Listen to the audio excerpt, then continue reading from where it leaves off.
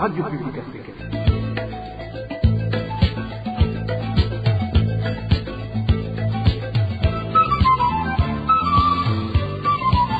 Radio Publique Africaine.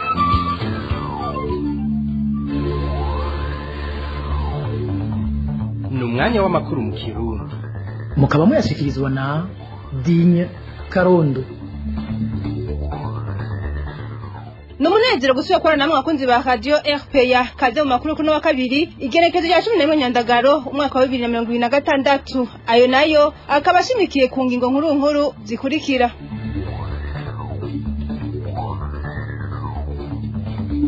Mu kwezi kumwe gusa kwa mukakaro twaraye dusozereye abantu 50 barakorewe amabi ashingiye kwihoterwa rya kiremwa muntu muri abo abarenga 200 bakaba baragandaguwe ivyo tukaba tubisanga mu cegeranyo cy'umuhari uharanira agateka na muntu Ligue Iteka.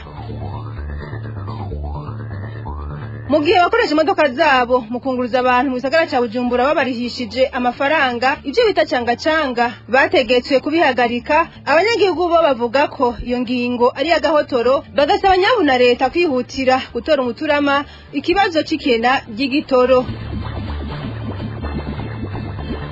Nuko mumenyereye ku minsi yose ya kabiri tubashikiza ikiganiro ubahuka. Uyu munsi tuza kumva ico abanyapolitike bahunze bashikiriza inyuma yaho imwe mu migambwe ihisemwo guherekeza Evariste Ndayishimiye mu matora y'umukuru w'igihugu yimirije. Iyo yari intangamarara mu kanya nido ryano makuru.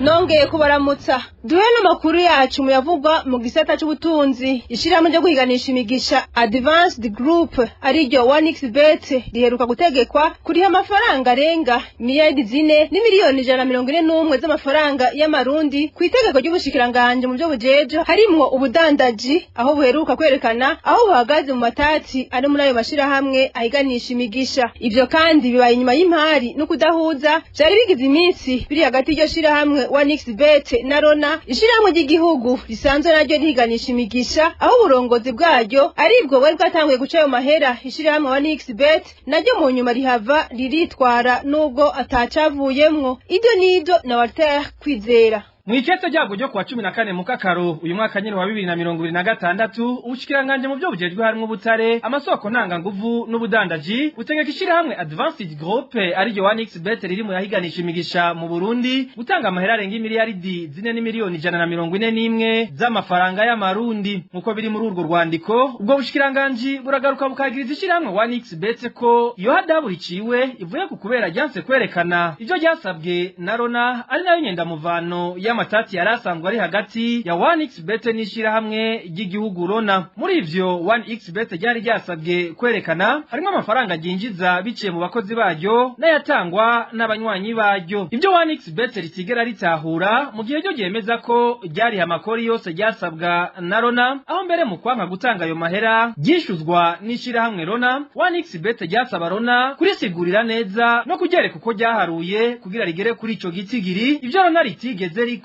Aha kabari naho 1xBet ryahavuye yitura ubushikiranganje mu byo bujejwe harimo ubudandaji kugira buritunganirize ibisa n'ivyabaye imfa gusa kuko ubwo bushikiranganje ataco bwigeze buhindura kuvyo Rona yari yategetse 1xBet nkuko tubisanga muri iryo kete ry'ubwo bushikiranganje. Amasoko yacu mu bushikiranganje bw'ubudandaji no muri 1xBet amenyesha ko mu gufata iyo ngingo ubwo bushikiranganje bwamaze kwerekana aho buhagaze n'uwo bushigikiye ivyakiriwe nabi n'ishirahamwe 1xBet mu gihe cyo ryari giteze gutunganirizwa. Vyongeye ubwo bushikiranganje bukaba bwanagiriwe ko butegeka 1xBet gutanga nyabuna ayo mahera vuba bwango mu kuyashira kuri konti iri muri banki nkuru y'igihugu ariyo BRB, konti isanzwe iri ku mazina ya BN Partners na Rona asanzwe agize urunani rugenzura amashirahamwe yose ahiganisha imigisha mu gihugu. Iruhande y'ivyo 1xBet ryanasabwe gukurikiza amategeko agenga amashirahamwe yo guhiganisha imigisha ariko riteretswe ayo ryoba ryahonyanze. Tuzobigarukako. Walter Kwizera, mwavyumvise mu ncamake abantu barenga 200 baragandaguwe, abashika 200 bakorerwa mabi ashingiye ku gitsina, nayo barenga 10 barahagarikwa adakurikije amategeko mu ntara zitandukanye zigize igihugu. Muri uku kwezi kwindwi twaraye dusozereye uyu mwaka wa 2026. Ivyo biri mu cegeranyo c'umuhari uharanira agateka na muntu Ligue Iteka cashize ahabona kuri wa 10 Nyandagaro. Umuhari Ligue Iteka umenyesha ko ayo mabi yagiye arakogwa n'imbonera kure hamwe na bamwe bamwe mu bagize inzego z'umutekano. Ido nido na Dani Claire iratwumva.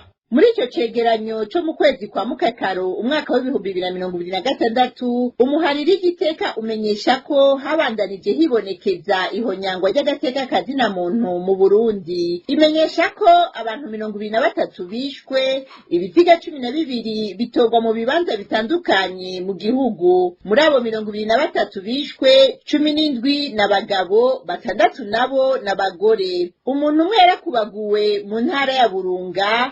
Abantu 2 b'abagabo baraburirwa irengero. Abantu 20 bakorewe amabi afatiye ku gitsina, 17 n'abagore, 3 nabo n'abagabo. Muri abo 17 bafashwe ku nguvu harimo abana 7 bari munsi y'imyaka 18. Ico cegeranyo kiravuga n'abantu 12 bafashwe n'inzego z'umutekano. Muri ico cegeranyo cy'umuhariri w'igiteka Bujumbura na Gitega niho haza ubwa mbere muri ayo mabi akorerwa bene gihugu, aho tuhasanga abahohotewe 23 na 13, hagakurikira Burunga 12, hama Butanyerera abantu 7, hagahereza Buhumuza abantu 3. Umuhari w'igiteka ugasaba leta y'u Burundi kwiyemeza guharanira agateka kazina muntu mu gukingira ubuzima bwa kiremwa muntu no kwishira no kwizana kw'abanyagihugu. Igiteka igahamagarira amashirahamwe y'abafasha bikogwa atandukanye kumvisha abatwara igihugu cy'u Burundi ko babwirizwa kubaha agateka kazina muntu no gutuza ingeso yo kudahana. Dani Claire iratwumva. Inyuruzo rya Simon Hakirutimana avuka muri zone Gitaza komine Mugari ntara ya Bujumbura ni ikimenyetso kitabesha cerekana yuko leta y'u Burundi ikibandanya ingendo igayitse yo guhohotera abo bitavuga rumwe. Ivyo bishikirizwa na Audace Havyanimana, umuhuza bikorwa mu rundani rw'amashirahamwe aharanira agateka kazina muntu Forske. Audace Havyanimana yifashishije ico amategeko avuga, asaba ko Simon Hakirutimana atoborezwa igufa hari, kandi ko iyo umuntu afashwe n'urwego rw'iperereza abandanya kingirwa n'amategeko ku burenganzira bwa muntu. Tumukurikire. Inyuruzwa ry'umunyagihugu Simon Hakirutimana ni ikimenyetso c'uko umugambi wo kunyuruza abantu ari umugambi ubandanya kandi umaze igihe. Vyumvikana rero yuko uravye ingene yanyurujwe, aho yanyururijwe, uyu mugambi wamaze gufata intumbero yuko batakinyuruza umuntu mu kinyegero. Umuntu yanyururijwe ku kibuga c'indege aho yaravuye mu gihugu ca Dubai, yaramazeyo imyaka 3, agafatwa yari kumwe n'abagenzi we bari bavanye Dubai nyene 2, ariko we agafatwa wenyene. Aho rero kuva ku igenekerezo ya 18 z'ukwezi kw'indwi umwaka wa 2026 atarasubira kumenyekana irengero ryiwe, abiwe batarasubira kumukubita ijisho. Iki rero ni ikimenyetso kibi cyane cyerekana yuko abantu babandanya banyuruzwa kandi atari ingendo igiye guhagarara ejo. Amategeko aratomora neza yuko iyo umuntu afashwe ku mvu z'amatohoza canke akekwa ko icaha aheza agakingirwa mu burenganzira bwiwe. Amategeko rero avuga neza yuko umuntu afashwe abanza kumenyeshwa ico afatiwe, ico yagirizwa, ni ukuvuga motif de la restriction. Hama ikindi abwirizwa kubona umwanya kugira amenyeshe umuryango wiwe yuko afashwe, canke ubwo rwego rumufasha rukamenyesha umuryango w'uyo afashwe, bakamubwira abamufasha baribo, ico yagirizwa, n'aho apfungiwe canke aho ajanywe. Ikindi gikomeye cyane amategeko atomora ni ukugira uyo muntu afashwe agumane bwa burenganzira nk'umuntu, kugira ngo ntahava asinzikarizwa ubuzima, bimwe bita torture canke ubundi buryo bwose bwo kumugirira nabi. Mbere na cyane cyane amategeko aravuga yuko umuntu agumana bwa burenganzira bwo gusuhuzwa n'abiwe, droit de visite. Ikindi kidasanzwe amategeko ategekanya nuko umuntu abwirizwa kubahirizwa n'amategeko mu ifatwa eka mbere n'ifungwa ryiwe, kugira ngo acirirwe urubanza rumubereye, ntarenganywe kubera akekwa ko iki canke kiriya. muri politike naho abarundi nibo kwitega ko president Ndayishimiye abatunganiriza naho ariwe mu butegetsi bwa CNDD FDD yemereye abarundi kisoko ya Bujumbura yaturiwe itahiye kubwisanganya nkuko babivuga. Bob Rugurika umuyobozi wa RPA asigura ariko ko ivyo yashikirije ari ikintu gihambaye kije ciyongera ku bindi radio RPA ifise bizofasha muri kazoza ko abakoze ikijya cyaha babihanirwa abahahombeye nabo bashumbushwe. Kurikira Dr Bob Rugurika yari utumiwe kiganiro ijambo ni gwawe cyo ku munsi w'Imana uheze. Ivyo Ndayishimiye yavuze abarundi barabibonye none erega mu byo yavuze iyo haba ikizero ashaka guha abarundi yacagira akabwira ujya mu menyesha makuru akamubwira ati nico gituma tumaze kubitora ko ijya soko yaturiwe n'abagizi ba nabi twashinze umugwi wo kugira ibi nibi nico gituma twasavye umushikiranganje w'ubutungane canke procureur general mu mushikiriza manza mukuru wa Republika gukurikirana abo bantu. Rero kubona ataco yavuze nuko azi ko ataco azobikoza, nuko azi ko yari karanakora kwitama abarundi cyane cyane ababuze ivyabo muri burya bugizi bwa nabi bwo guturira rya soko. Rero kuri intwaro CNDD-FDD abarundi ntaco twokwitega ikintu ciza gishasha uretse ko nka RPA dufise ivyemezo, dufise amajwi y'abantu batandukanye, haba mu bapolisi, hariho abakora mu iperereza, hariho mu mbonerakure z'Ibubanza bakoreshejwe baduhaye intahe temwanyaje. Rero nshaka kuvuga iki muri RPA turafise ivyo ni ibintu bizofasha kugira abakoze rijya bara bakubitwa intahe mu gahanga, hanyuma ico Ndayishimiye yavuze kiziyongera kuri ayo matohoza ayo mapreuve RPA dufise. Rijya cyo Ndayishimiye rizoja muri dossier mu butungane, rizoja muri dossier kandi azohamagagwa imbere y'intahe kugira bijya bintu abisigure, avuge n'igituma ataco yakoze ari umukuru w'igihugu, avuge n'uruhara yagize kiriya gihe iriya soko yaturirwa, naho abivuga ko kwitama abarundi ariko ni vyiza. Nibaza rero muri uno mwanya ntaco bimaze, ntaco amarira abarundi kuko ariko abakora kwitama. Mwaranabonye ko atahejeje ngo abwire abarundi amazina y'ababikoze, nuko bazi ubufindo bariko barafindanira ku barundi. Tumira amategato mukanya je dutandukira yavugwa mu ntwaro. Abakoresha imodoka zabo mu kunguruza abantu mu gisagara ca Bujumbura babarishije amafaranga ivyo bita canga ariko batafitiye uruhusha bategetswe kubihagarika. Ivyo biherutse gushikirizwa n'uburongoye igipolisi mu byo kijeje harimo umutekano mw'ibarabara mu Burundi. Etienne Citegetse akaba yagabishije ababikora ko bazohanwa kuko barenga ku mategeko. Tumukurikire. Hariho ibintu byadutse kuva hadutse iki kibazo kijanye n'ibitoro, abantu baciye bakireye akazi ko gupakira transport z'abantu, transport reminere mu miduga ya fere promenade. Ubu haraje n'amaterme mashasha bavuga ngo ni wani canga. Birya bintu gushika ubu turavyiruka ko gose aba autorite bajejwe igihugu co kimwe n'abataximene bajya barishe leta kugira bakoraho kazi barekuriwe n'amategeko. Abo bose twebwe nk'abajejwe uja nuza mw'ibarabara twaragiye kwisanga umenga amagosha tugarukako kubera abantu bako barakora kandi turi ku kivi igipolisi ariho kiri.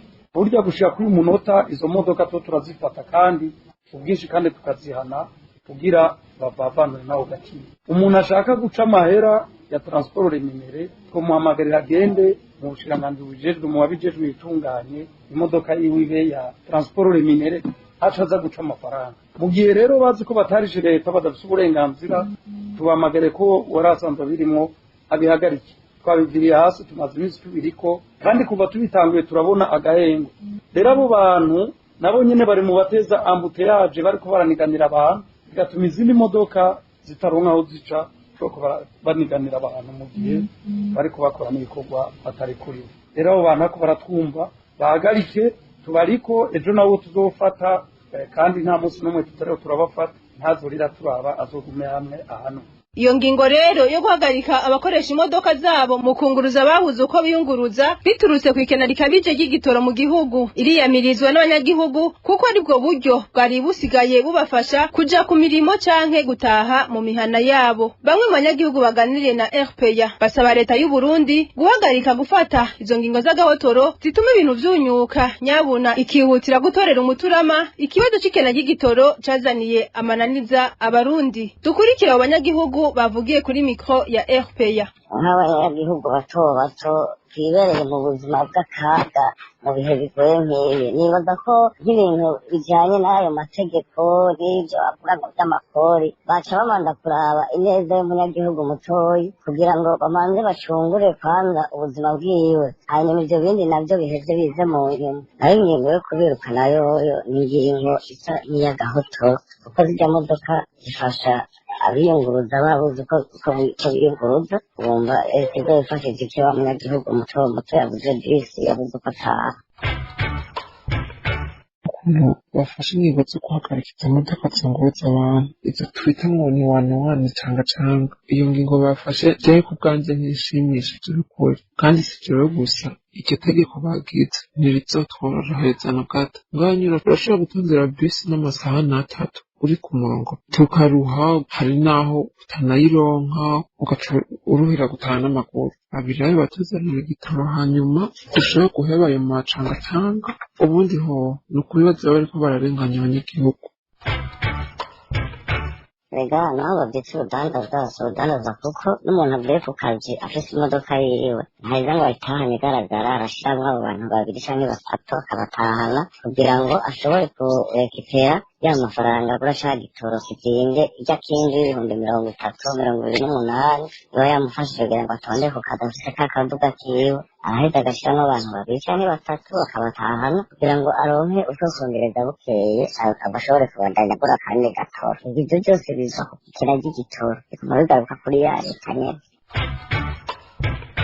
si kuvuga ko izo modoka zunguruza abantu bato bato sabo bonyene gusa izo modoka wumva zirunguruza abakozi ba leta muri abakozi ba leta harimwo abaganga bariko baja kuvura ba bantu baremvye bari mu bitaro izo modoka zirunguruza abantu bo mu bushikiranganji bw'ubutungane izo modoka zirunguruza abantu bo mu bisata vyose vy'ubuzima bw'igihugu aho rero ni ukuvuga ngo ayo makori baba bariko bararondera nanye abantu badaheje ngo batonde ku kazi ayo makori ntazoheza ngo aboneke. Tukiri muri ico gisata nyene c'intwaro leta y'u Burundi ntiyitayeho ugwaruka rw'igihugu nk'uko vyategerezwa naho idasiba kuririmba kwikunda ugwaruka kandi bizwi neza ko ugwaruka ari imwe mu nkingi zikomeye ziterambere bamwe muri urwo gwaruka bavuga ko ata migambi y'iterambere ifatika leta yigera ishiraho kugira gwiteza imbere ibintu bikaba bimeze uko nyene no kugwaruka rw'u Burundi ruri hanze y'igihugu aho benshi muri bo bavuga ko agateka kabo leta ikavuga mu mpapuro gusa ivyo rero biruko mu gihe amakungu bica himbaza umunsi mukuru wahariwe ugwaruka. Clovis Niyonzima Nido. Leta y'u Burundi yarikwiye gukora ibishoboka igashiraho imigambi ifasha ugwaruka kwiteza imbere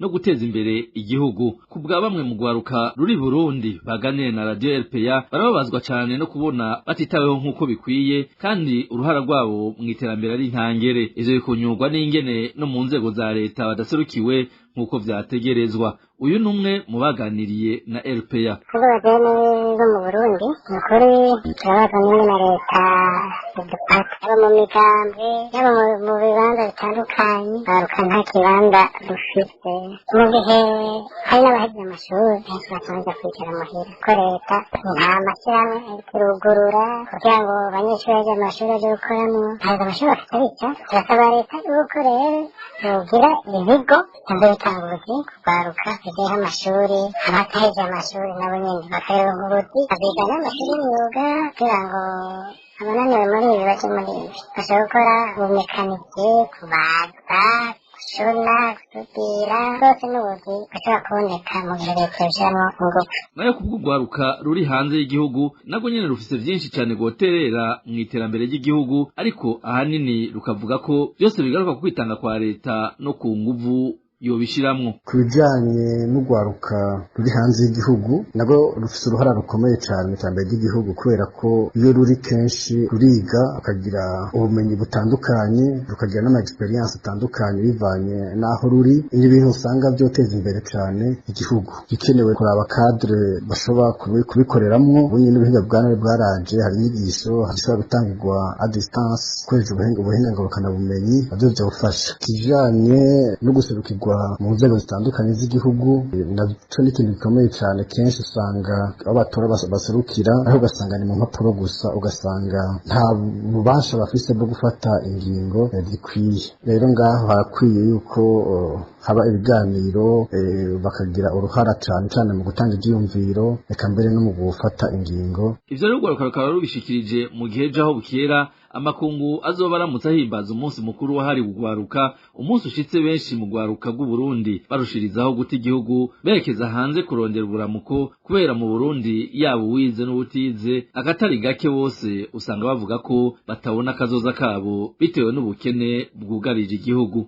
Clovis Niyonzima arakoze. Kubijanye n'ugwaruka rero haraye hatanguje ku mugwa mukuru w'ubutunzi Bujumbura inama igira gatanu ku rwego rw'umugabane wa Afrika ijanye n'ikiyago gihagaze ku ruhara rw'ugwaruka hamwe n'urw'abakenyezi mu gusimbataza amahoro n'umutekano muri Afrika. Ibirori byo gutanguza iyo nama byahagarariwe n'umukuru w'igihugu Ndayishimiye Evariste asanzwe ari nawe aramutswa umuryango w'umwe bwa Afrika. Mw'ijambo ryo kugura icesi iyo nama yitabiriwe n'abantu barenga 1200 bagizwe n'ugwaruka n'abakenyezi. President Ndayishimiye yahamagariye ugwaruka kwitwararika guteza imbere Afrika kuko kubwiwe iterambere riboneka handi no muri Afrika yohaboneka. Icivugo turiko kirakorerwa ko muri iyo nama kivuga kiti amazi kuri bose, urongozi bwiza kuri bose, hamwe n'uruhara rw'ugwaruka be n'abakenyezi mu gukinga amatati n'itorwa ry'inyishu y'ingorane zibonekeza hamwe no gukomeza amahoro arama biciye mu ntwari bereye no mu gutunganya neza amatungo kama. Iyo nama yatangwe kuri no wa mbere bitegekanije kizohera ku munsi wejo igerekezo ya 12 Nyandagaro, umunsi uzohura no munsi mukuru mpuzamakungu ugwaruka. Iyi muri ko murakurikira ni Radio RPA. Inyuma y'akaruko gato duca dutandukira ico ca nyuma cano makuru RPA.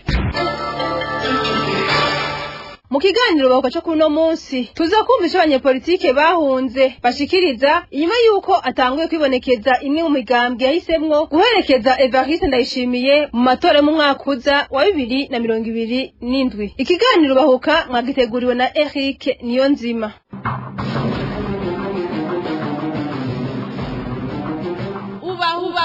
Ubahuka.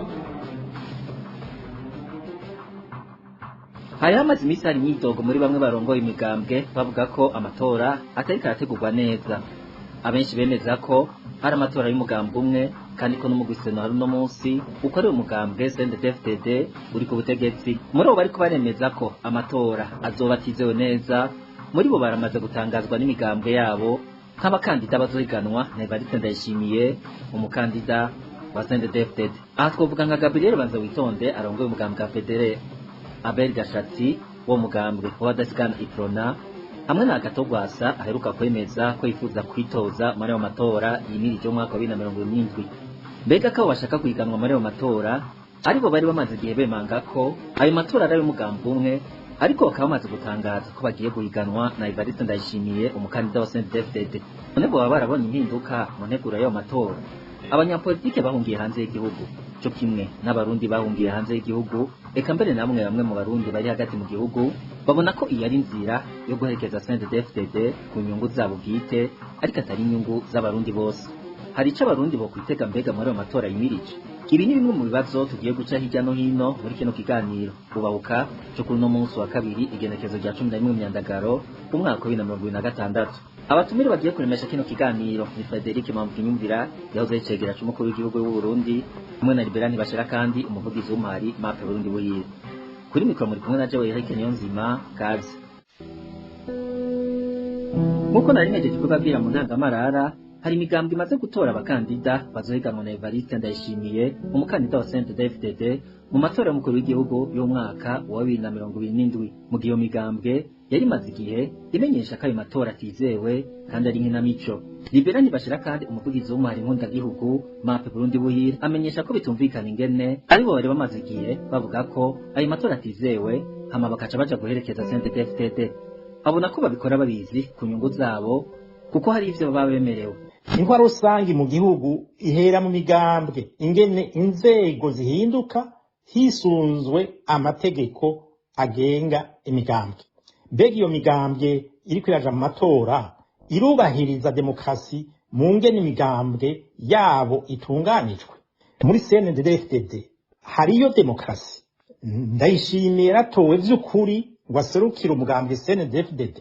Amatora yimirije y'umukuru w'igihugu aza aherekeza inshigwaho z'inzego zose inyuma y'amatora y'abashinga amateka, abakenguza amateka, amatora y'abarongoye amakomine n'imitumba. Ntibagiye gushigwaho ry'abarongoye intara ba guverineri. Abarundi n'amakungu barazi neza ko CNDD-FDD yihagije ijana kw'ijana inzego zashizweho mu mwaka uheze. Imigambwe iriko iraja mu matora yo mu 2027 yabaye iya mbere mu kwiyamiriza ivyavuye mu matora yo mu 2025. Ingorane zihanze abarundi n'Uburundi mu bisata vyose by'igihugu, icihutirwa n'amatora no gusesagura uburyo buke Uburundi bufise, canke n'ukwihutira gutorera inyishu ibibazo vy'ubukene, amahoro n'umutekano kugira abarundi baronka agahengwe. Abarundi benshi barerekanye mu mwaka w'2025 ko badashigikiye amatora y'inkinamico mu kwanka kwiyandikisha. Turibuka neza gahotoro kakoreshejwe abarundi bakiyandikisha ku nguvu. Iyo migambwe yashimye kuba imperekeza, kandi bazi neza ko amatora yaheze nk'uko byagenze mu mwaka uheze, bisigura ubwa mbere ntibanezwe ineza y'abarundi n'Uburundi. Biraba bashira imbere kuboneka kwabo n'umugambwe wabo, ico no kwita survie politique. Ica kabiri, babirenga ko babizi, barazi neza ko amatora adahindura ingene abarundi babayeho. Aya matora ntaco amaze. Mu Burundi uko amatora aba niko ubukene bubandanse. Ingene umurundi yarabayeho mu 2010 vyagiye bironyuka gushika uno musi. Frederic Bambinyubira yahoze ari cegera c'umukuru w'igihugu w'u Burundi abona ko biva ku mvo nyinshi harimo n'amaronko bemererwa, ariko kubwiwe yambiwe migambwe yarijejwe ko hagiye kuba amatora yizewe kandi atunganijwe neza, n'abanyapolitike bari hanze y'igihugu bari guhamagarwa akaba amatora ya bose. Mu bwa mbere nagira mvuge nti biratangaje kubona ko abanyene bari ngorondera kuja muri aya matora, aho haba amatora mu mwaka wa 2025 ajanye n'abashinga amateka n'abakenguza amateka eka n'abahanuzi b'amakomine, bose bariyamirije ayo matora bayanegura bavuga yuko ubwa mbere atateguwe neza mu mategeko, kuko bari barasemereye bavuga bati amategeko ntameze neza, kubera ko henshi abanyagihugu baje gutora basanga hariho abantu bategekanijwe kugira ngo babereke aho batora, batagize uko bakahabonera. Rero umuntu abonye ivyo agaca abona rero bariko barishika ngo bagende muri ayo matora, umuntu yibaza ikibazo canke umuntu aribaza abona ko ari ibintu bitatu bishoboka ngira ngo biriko barabagonganiramwo, canke ari kimwe muri ibi. Ica mbere umuntu yo kwiyumvira nuko muri iyo migambwe yoba yaregerewe n'umugambwe uri ku butegetsi, kugutinya yuko uyo mukuru w'igihugu yogenda atamba yirorera muri ayo matora, bakababwira bati nimuze muduherekeze, hanyuma amatora aheze tuzoraba utwo tubabegera kugira namwe mwitwe ko muri mu nzego.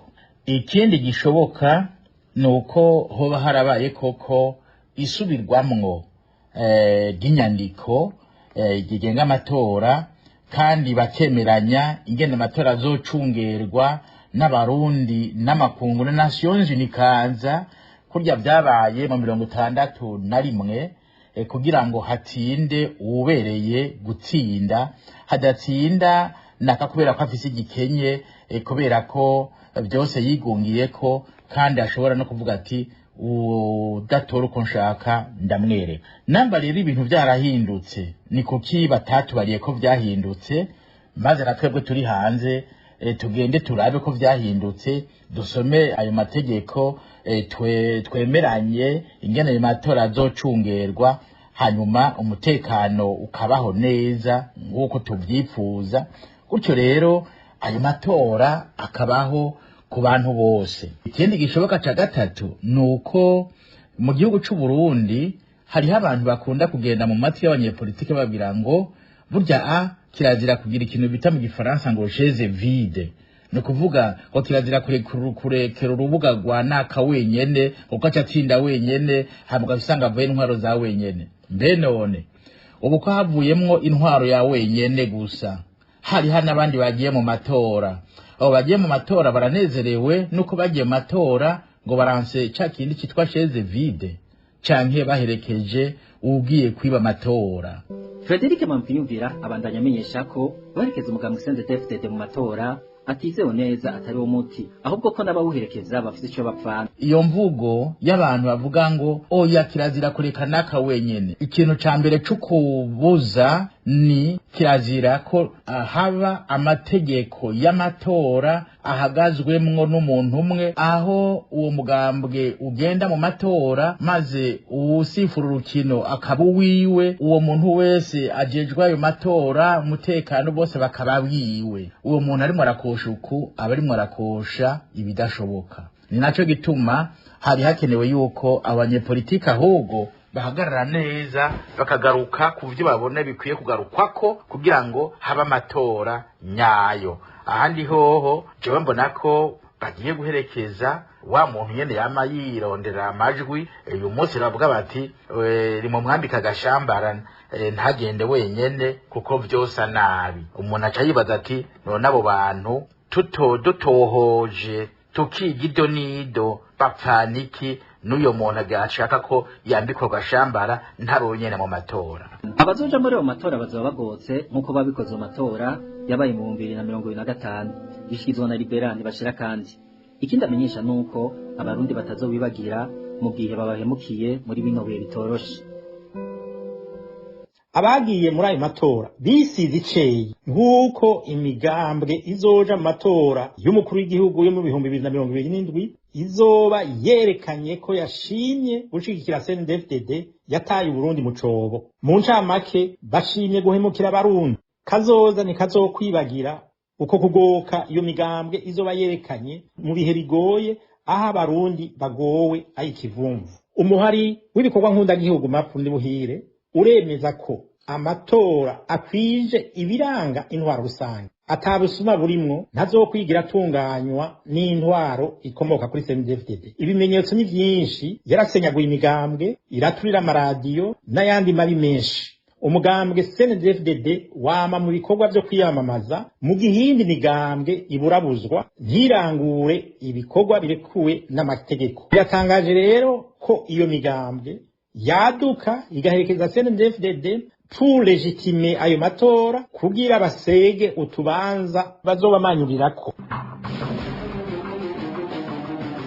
Ari tukarukije ikiganiro bokaje kuri no munsi, ikiganiro cyari gishimikiye kuco bamwe n'abandi babona ko ariko baratangaza ko biteguye guhiganwa na Evariste Ndayishimiye mu matora yimirije y'umwaka uzaho 2027. Ndashimiye abatumire ku ntererano batanze, shimire namwe mwese mwaduteze yombi. Mu gice cya kabiri cya kino kiganiro tuzobandanya turabira hamwe ico bamwe n'abandi bavuga ku matora y'umukuru w'igihugu ariko yategurwa mu mwaka uza wa 2027. Kuri mikoro mwari kumwe na Joe Eric Niyonzima, isango ni ku wa kabiri nk'aya mango nawo ubutaha. Ubahuka. Arakoze na Eric Niyonzima kuri ico kiganiro ahejeje kudushikiriza. Nuko rero nshuti namwe bakunzi ba RPA, ni hano duce dusozerera amakuru yo kuri 11 Myandagaro umwaka wa 2026. Mwakoze mwebwe mwese mwafasha kanya ko kuyumviriza, mwengurukiye na bagenzanje bayegeranije hamwe n'abahinga b'ivyuma batumye mvuga mukanyumva. Dinye Karondo mwari kumwe kuri mikro, ndabasezeye ndabifuriza amahoro y'Imana naho ubutaha.